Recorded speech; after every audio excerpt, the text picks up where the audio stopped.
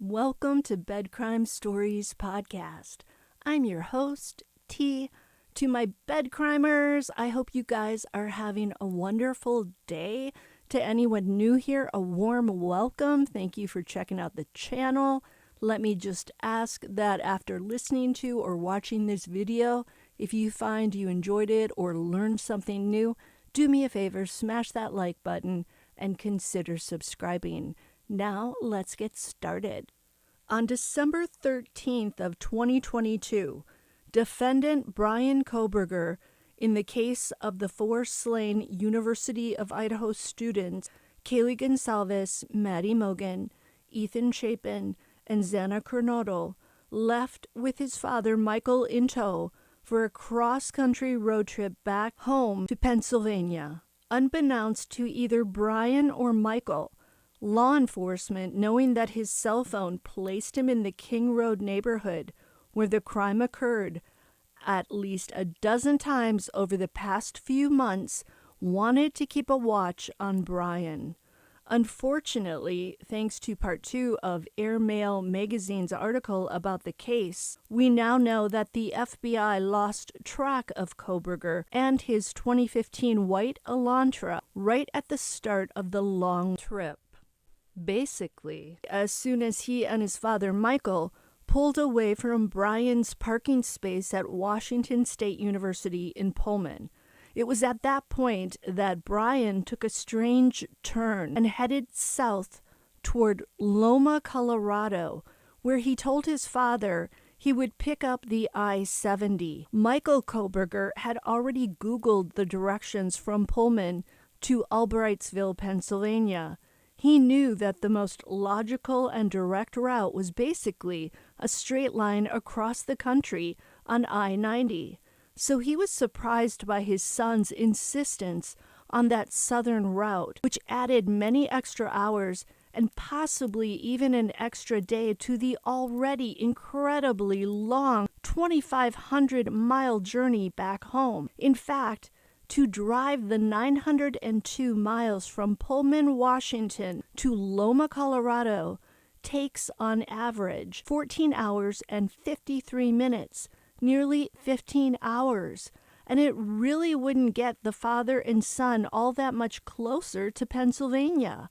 Take a look at the map. Bryan told his father that he wanted to take I-70 home because he wanted to avoid the more northern route on I-90, which likely guaranteed poor winter driving conditions. But Colorado is celebrated for its ample snowfall, especially in the month of December. Vail, Aspen, Breckenridge, Steamboat Springs, and more are all meccas for skiers. I looked at the average snowfall in the closest big city to Loma that I could find on the map. I chose Glenwood Springs. Glenwood Springs gets on average 10.8 inches of snow in December. Note that Vail gets 28 inches on average, and Steamboat Springs gets a whopping 35.8 inches of snow in December. Colorado is a very snowy state in December. For the Kohbergers' entire 15-hour car ride from Pullman to Loma, Colorado, the FBI had no clue where they were and was unable to keep an eye on the white Elantra. It was only when Kohberger went through the one traffic light in Loma that a license plate reader read his new Washington plates, and voila, the FBI was back in business. Now, from what we currently know, Bryan Kohberger was at this point unaware that law enforcement even knew about him and his 2015 white Elantra.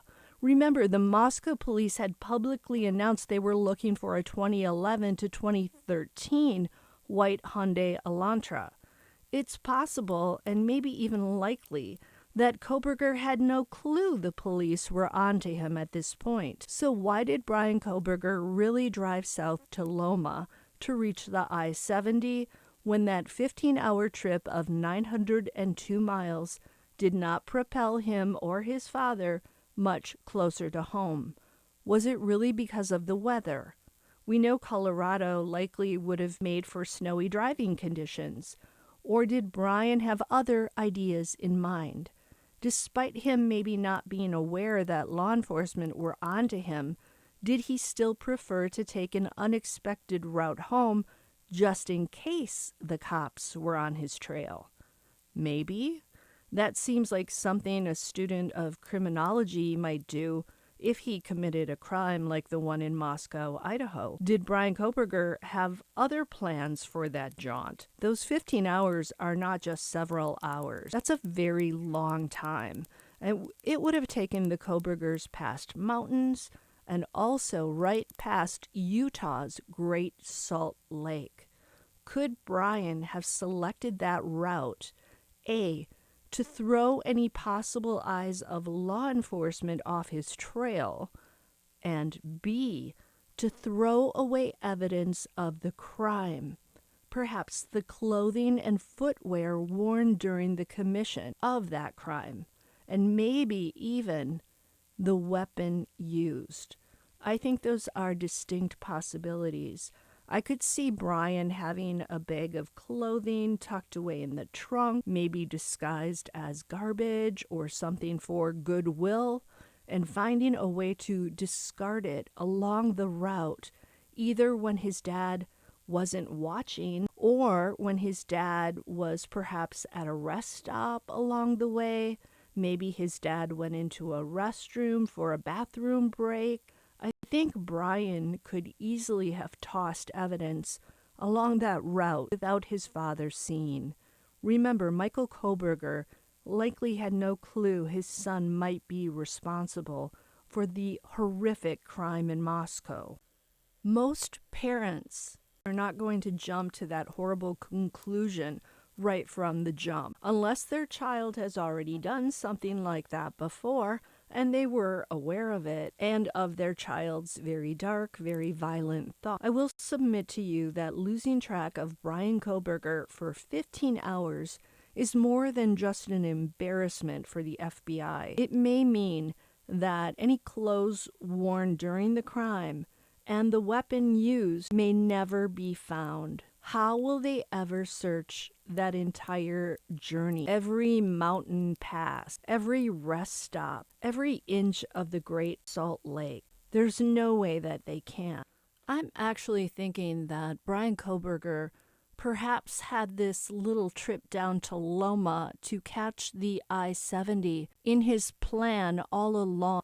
Maybe it was a backup plan. Maybe he thought, if law enforcement does find me somehow, let's say I make a mistake and maybe leave a leather sheath behind at the crime scene, or perhaps they trace the white Elantra to my 2015 white Elantra, maybe it would be better if I drive home on I-70 because they'll never think that I would go that route. The most direct, most logical route home would be I-90. So that would be where they would go to look to see if I dropped anything along the way.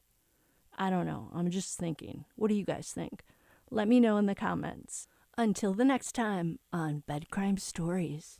Hey, let me know what cases you guys are interested in and that you would like me to cover. Also, if you want a break from the Idaho case or the Alec Murdaugh case, check out my video on The Heiress and the Cowboy. It's a really good bed crime story, and if you grab a hot drink, maybe a hot toddy or a brandy or a whiskey, I don't know, a tequila, maybe a rum, grab a blanket, sit down on the sofa, you're going to enjoy it, I promise.